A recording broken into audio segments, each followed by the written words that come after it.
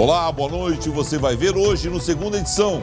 Assaltantes de banco roubam mais uma agência de cidade pequena do interior e repetem operação com cordão humano, fuga com reféns e queima do carro usado. Câmera de segurança flagra colisão de 2 veículos na RS 115. Casal de jovens morreu no local. A sexta-feira foi gelada e vem mais frio no final de semana. Em Encruzilhada do Sul, a sensação térmica chegou a menos 7,3 graus. Baixas temperaturas deixam emergências que atendem pelo SUS em Porto Alegre superlotadas.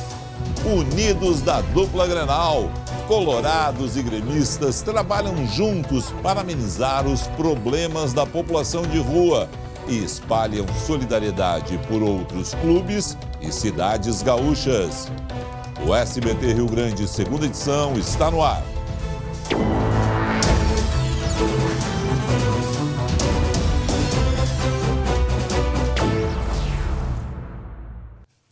Que frio, rapaz! E como sempre acontece com essas baixas temperaturas, as emergências que atendem pelo SUS em Porto Alegre estão superlotadas. As 3 principais estão com atendimento restrito.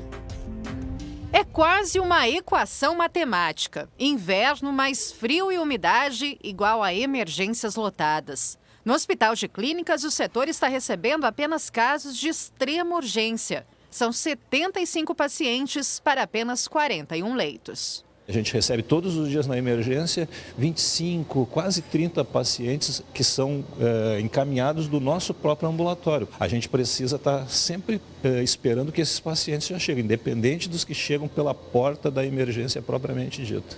Difícil é aguardar atendimento do lado de fora, com o frio intenso. Dona Nilza esperava a neta ser liberada. Tá horrível aqui na rua, né? Não dá. Vai fazer o quê? Vai ter que aguardar, né? A superlotação também é uma realidade na emergência do Hospital Conceição.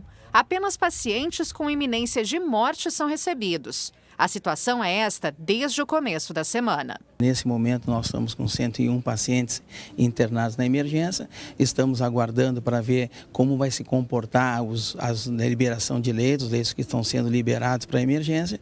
E a partir daí a gente toma as decisões. A filha de Luana estava com fortes dores abdominais. Elas vieram de Alvorada, apesar do frio. Infelizmente, todos que estão aqui estão precisando. Então, ou se arriscam em enfrentar o frio, ou vão ter que ficar sofrendo com o seu problema de saúde em casa, né? Na Santa Casa, 39 pessoas estão sendo atendidas, onde há apenas 24 leitos. Por esse motivo, o atendimento também está restrito a pacientes com risco de morte ou levados pelo SAMU. Além do aumento na procura por atendimento médico nas emergências, o frio intenso também traz outros problemas. De acordo com a Brigada Militar, um homem foi encontrado sem vida na noite passada no centro da capital. Ele não portava documentos e a suspeita é que tenha sofrido uma hipotermia. Para quem precisa de atendimento que não seja de urgência, a orientação é procurar outros serviços antes de recorrer às emergências. Não se deixa de atender grave. Isso não existe. A restrição ela é no sentido de evitar que pacientes que não precisam atendimento de urgência, eles sejam atendidos em detrimento de alguém que precisa mesmo. É a velha história nesse momento. Os hospitais estão superlotados, então procure o posto de saúde mais próximo. Muitos deles nessa operação da prefeitura estão funcionando com horário estendido e essa é a melhor dica nesse momento. Ao invés dos hospitais, procure os postos de saúde. No interior do estado, a mínima foi de 3 graus negativos, isso abaixo de 0 em Santa Rosa. Com tanto frio, quem vai sair de casa é importante se agasalhar muito bem, já quem fica em casa, o bom e velho fogão a lenha. Bom, esse segue tendo o seu valor, né? O verde dos campos deu lugar ao branco da geada no noroeste do estado. Em Santa Rosa, o dia amanheceu com o céu limpo. Na Serra Gaúcha, a paisagem era esta. Na cidade, os termômetros registraram 1 grau no início da manhã. E aí, a alternativa para se aquecer era basicamente uma. E agora um cafezinho para aquecer? Para esquentar um pouco. Só assim. Só assim, outro jeito não tem. Em Santa Maria, no centro do estado, os bebês chegaram nesta creche enrolados no cobertor. Empacotadinhas, todas empacotadinhas. Aqui a gente desce empacotadinhas também. As crianças estavam bem agasalhadas. E se estão bem assim, o Pedro responde. Tá quentinho aí dentro? Sim. No interior, Dona Ledi tece cobertores de lã há 30 anos e garante um inverno quentinho para toda a família. E não é só isso. Quando a estação chega, ela e o marido se aquecem de verdade. No inverno é direto. Tem dias que eu não deixo apagar nem um pouquinho, deixo o dia inteiro aceso. Mas nem todo mundo tem condições de se aquecer no inverno. Por isso, muita gente depende das doações da campanha do agasalho. Neste sábado, uma carreata vai passar por 12 bairros de Santa Maria para chamar a atenção dos moradores e arrecadar roupas quentes e cobertores. Até agora, a campanha já beneficiou 550 famílias na cidade. A Bruna mostrou Santa Maria, mas a gente sabe que a solidariedade do povo gaúcho é muito importante nesse momento em todo o Rio Grande do Sul. Nós vamos falar ao vivo com a Giza Guerra, que está no Gigantinho, lugar que durante essa noite vai receber população de rua, né, para o pessoal escapar desse frio todo. Qual é a situação nesse momento no Gigantinho? Boa noite, Giza.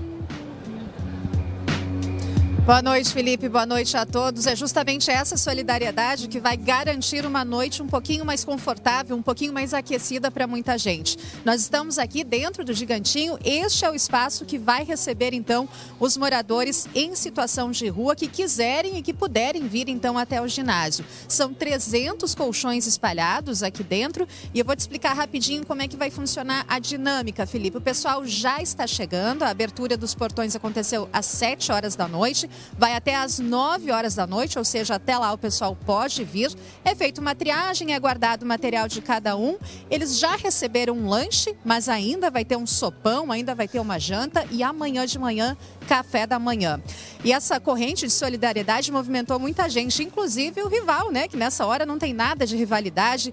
No meio da tarde, ônibus do Grêmio chegaram aqui com colchões, também cobertores, cestas básicas. Inclusive, houve uma mobilização dos próprios jogadores que conseguiram comprar cestas básicas para garantir, então, uns alimentos ao longo do dia, não só para hoje, mas também quem puder levar alguma coisa vai levar sim para casa. Lembrando então, Felipe, que as doações aqui no Gigantinho, quem tem alguma coisa para doar, não conseguiu vir hoje, até agora, não tem problema. As doações podem ser feitas até às 7 horas da manhã. E caso esse número de 300 colchões seja ocupado, aqui ainda há colchões extras, a gente vê, ainda tem muita gente trazendo coisas e esses colchões que estão aqui ainda poderão ser utilizados. E essa corrente de solidariedade, Felipe, que a gente vem ilustrando e mostrando e, olha, engrandecendo muito o nosso estado, também está sendo registrada lá na região sul.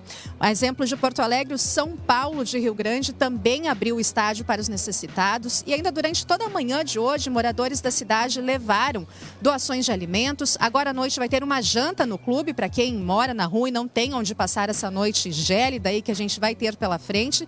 E depois do jantar, quem quiser vai poder passar a noite nos dormitórios do São Paulo de Rio Grande. A expectativa e a capacidade é de abrigar até 25 pessoas. Felipe, mais um recadinho aí de última hora. Quem ainda quiser fazer algum tipo de doação, mas não tem como vir até o Gigantinho, pode fazer a sua doação na central de triagem da campanha do agasalho, que fica na rua Múcio Teixeira, número 33. Ou seja, a partir das 7 horas da manhã de amanhã, já estarão abertas as portas para você aí de casa colaborar e também fazer a sua doação. Por aqui, um clima muito gostoso, um clima muito amigável, tudo funcionando conforme tem que ser. Maravilha, você volta com outras informações ainda nessa edição, né, Giza? Obrigado aí.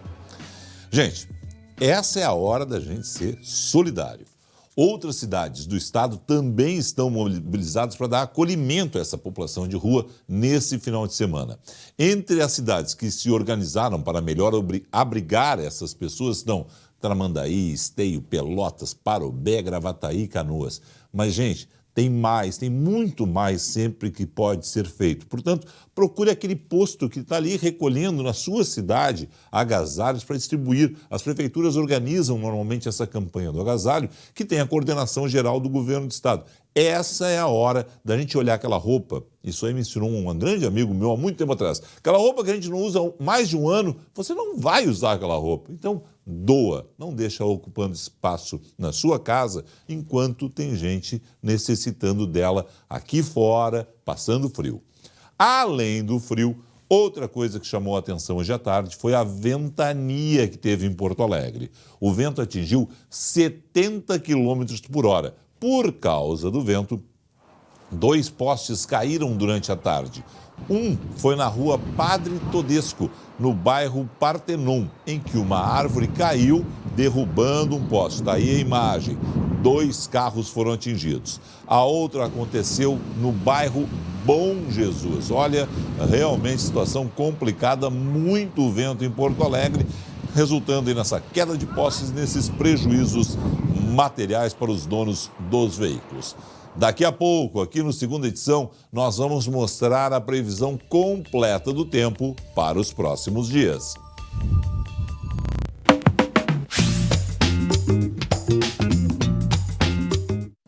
E no comentário do Pinheiro, também o inverno. Tudo bem, querido? Tudo bem. Inverno que de um lado nos traz essa solidariedade e de outro é uma estação charmosa demais, Pinheiro. É isso aí. As tardes encantadoras de inverno produzem alegrias e lembranças permanentes. Na Serra Gaúcha ou numa casa com lareira, o frio é atração turística. Lembro de um inverno numa divertida pista de esqui na Itália. Mas essa boa lembrança fica nublada em dias como hoje, em que o sol maravilhoso de Porto Alegre convive com temperaturas muito baixas. O céu azul fica nublado e esqueço as delícias da serra, quando eu fico sabendo que aqui, na nossa cidade, um morador de rua morreu de frio.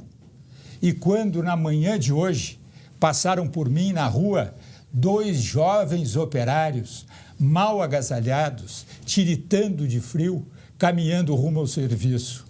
Felipe, eu não vacilei. Paguei um café reforçado para os rapazes no bar da esquina. Lembrei do poeta Paulo Mendes Campos. Doou-nos a terra um fruto. Força aos que o herdaram é reparti-lo entre os filhos da terra. Por certo, o meu gesto não vai resolver a vida deles. Mas, de novo, lembrando o poeta, é uma forma de organizar o meu sofrimento ao sofrimento de todos. E é isso aí, essa é a hora da gente, todos nós, sermos mais solidários. E amanhã, Pinheiro? Bom, amanhã no Anônimos Gourmet, tentação de coco e bolo integral de atum. Não perca! Voltaremos!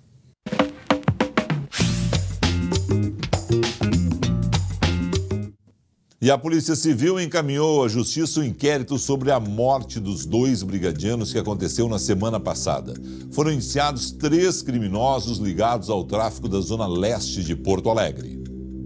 São eles o segurança da Boca, Lucas Iago da Rosa, o gerente, Rogerinho, e Vladimir Cardoso Soares, conhecido como Chu, o líder do tráfico na vila, que está foragido. Os 3 são suspeitos pelas mortes dos soldados Marcelo Feijó, de 30 anos, e Rodrigo Seixas, de 32, na noite do dia 29 de junho, durante uma patrulha de rotina no Beco da Bruxinha, bairro Partenon, na zona leste da capital. Eles foram surpreendidos pelos assassinos, que abriram fogo contra os policiais. Um dos atiradores, Kleber Josué da Rosa, de 44 anos, morreu durante o tiroteio. De acordo com o delegado, os brigadianos foram mortos por disparos de arma curta calibre 38. Os indiciados vão responder por duplo homicídio duplamente qualificado e crime organizado. Por ter sido realizado contra agentes de segurança e também pela motivação de assegurar o tráfico local. E também conseguimos estabelecer um indiciamento pela organização criminosa que se estabeleceu ali. E eu espero que tudo isso seja levado em consideração pela Justiça e eles tenham uma longa vida em uma penitenciária e de lá não saiam. E, por sinal, aqueles que controlam o tráfico no Rio Grande do Sul, atrás das grades, porque é uma vergonha, de dentro das penitenciárias eles continuam fazendo isso, eu espero que eles tenham um péssimo sinal de celular, rapaz, porque é uma vergonha que a gente não consiga bloquear os celulares nas prisões do Rio Grande do Sul e de lá sejam ordenados crimes aqui fora. O ministro-chefe da Casa Civil, Onyx Lorenzoni, comemorou hoje em Porto Alegre a aprovação do relatório da reforma da Previdência pela Comissão Especial da Câmara nesta quinta-feira. Mais cedo, eu conversei com ele em um evento promovido pela revista Voto. Nós temos uma expectativa muito positiva. As conversas que nós fizemos com as lideranças partidárias nos sinalizam para uma batalha renhida, né, no plenário da Câmara, provavelmente na próxima terça e quarta-feira, mas uma expectativa muito grande de que a gente aprove, se for possível, o primeiro e segundo turno, que seria o ideal, né, e dando condições, então, de mandar para o Senado Federal. E aí a perspectiva é avaliar no Senado Federal ao longo do mês de agosto e votar dentro da primeira quinzena de setembro. No momento em que nós votarmos, o último voto lá no Senado e aprovarmos definitivamente a reforma da Previdência, eu brinco sempre que a gente dorme no Brasil e acorda na Nova Zelândia, na Austrália, no Canadá, no Chile, esses países que a gente sempre olhou e disse, pô, queria ser igual. A gente vai ter a possibilidade de trabalhar direito e ser melhor. Eu acho que pela situação, não apenas brasileira, né? Nós vivemos num mundo que está planinho, né? Então, acho que o Brasil deve fechar em torno de 1 esse ano e com a preparação que nós estamos fazendo, a gente aposta o ano que vem num crescimento entre 2% e 3%, porque os investimentos serão muito pesados no Brasil. Qualquer modificação vai ter que ser por acordo, porque para inserir ou para retirar alguma coisa no plenário agora da Câmara, só com 308 votos. Então, é difícil para o governo, mas também é difícil para qualquer outra alteração. Então, a gente está muito seguro de que teremos a votação praticamente de mais de 98% do texto aprovado na Comissão Especial, que nos dá uma potência fiscal de 1,60 trilhão e que soluciona o déficit fiscal brasileiro para os próximos 20 anos. Bom, estados e municípios só voltarão no plenário, segundo dizem os líderes da Câmara, se, numa emenda, os governadores garantirem os votos, né? Porque essa é a grande briga que tem lá, né? Os governadores não garantem os votos e, desta forma, as lideranças acham melhor a questão estadual ser resolvida em cada Assembleia Estadual. A lógica do passado, que não é a nossa, era a lógica de fazer governador ser submisso ao poder central, prefeito ir lá e beijar a mão para conseguir alguma migalha. Essa foi a lógica. Por quê? Porque quem governou o Brasil, e particularmente nos 16 anos, tem uma visão unitária da federação. Tem uma visão unitária de país. Nunca teve uma visão federada de país. Então tinha que concentrar poder lá para que eles ficassem muito tempo no poder. O resto a gente sabe, está lá no Petrolão. A entrevista com o Gaúcho, chefe da Casa Civil, teve outros assuntos. O Onyx foi um dos grandes articuladores da reforma da Previdência e da vitória na comissão da Câmara, que será confirmada pelo plenário por um placar em torno de 330 votos, é o que acredita o governo e os analistas políticos em Brasília. Com isso, ele ganhou mais espaço no Planalto. Ao contrário do que dizem alguns colegas, está firme e forte. E passarão por ele assuntos de interesse do Rio Grande do Sul, como o debate das privatizações, Transurb, Ceitec, Refap. Tem muita coisa ainda para acontecer, mas de tudo, o que mais me agradou ouvir, e eu espero que o governo faça, é a reforma tributária, que, segundo o Onyx, pode reduzir a carga tributária para 30% ou menos. Portanto, eu desejo sucesso, sabe por quê? Porque eu quero menos impostos e mais dinheiro no nosso bolso. Voltamos daqui a pouco com a previsão do tempo para os próximos dias e ainda as informações sobre este acidente que aconteceu na RS 115. Mais um flagrante de imprudência que matou 2 jovens em instantes.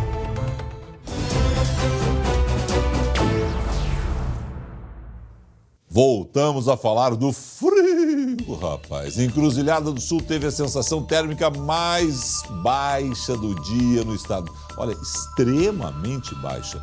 No termômetro marcava 0,9 graus negativos. Mas o vento forte em Encruzilhada do Sul fez quem saiu para a rua sentir um frio de 7,3 graus abaixo de zero. A tal da sensação térmica, né? Vamos conferir como fica a previsão para o final de semana. Na madrugada de sábado, segue aquela previsão de neve para a serra. A temperatura deve despencar ainda mais na metade oeste, com previsão de marcas de 5 a 7 graus negativos na fronteira. Em Santa Rosa, mínima de 5 graus abaixo de zero, com chance de geada. Em Pelotas, os termômetros não passam dos 11 graus durante a tarde. No domingo, mais frio. Podemos ter 9 graus negativos em pontos dos aparados da serra. Geada prevista em várias regiões e até mesmo para o litoral. Em Porto Alegre, final de semana de muito frio e tempo seco na capital. Mínima de 3 graus no sábado, máxima de 14 no domingo. A boa notícia é que o ar polar perde força e na tarde de segunda-feira a gente pode ter uma máxima de 20 graus centígrados em várias cidades gaúchas. Ou seja, com essa variação vai ficar muita gente gripada, viu? Cuidado! Em Igrejinha, uma câmera de segurança flagra o exato momento em que 2 carros colidem. Isso aconteceu durante a madrugada na RS 115. A gente está vendo a imagem, os 2 veículos colidiram frontalmente após o Jetta tentar ultrapassar o caminhão. O acidente deixou 2 vítimas fatais no Jetta, identificadas como Matheus Cielo e Camila Kellerman, ambos de 23 anos, moradores de Taquara. Outros 2 envolvidos, que estavam no outro veículo, ficaram feridos e foram encaminhados ao HPS de Canoas. Outros 2 carros saíram da pista depois de desviar do acidente. E de novo, gente, uma agência do Sicredi foi alvo de assaltantes no início da tarde desta sexta-feira no município de Arroio do Padre, localizado no sul do estado. 4 bandidos participaram da ação, todos encapuzados, usando armas de grosso calibre e, durante o assalto, usaram clientes e moradores como escudo humano. 2 pessoas foram feitas reféns, colocadas no porta-mala do carro e soltas em seguida. Um dos veículos utilizado na fuga foi incendiado. Se repete toda a história que a gente não entende como a polícia não pega essa quadrilha. Tchau, bom fim de semana.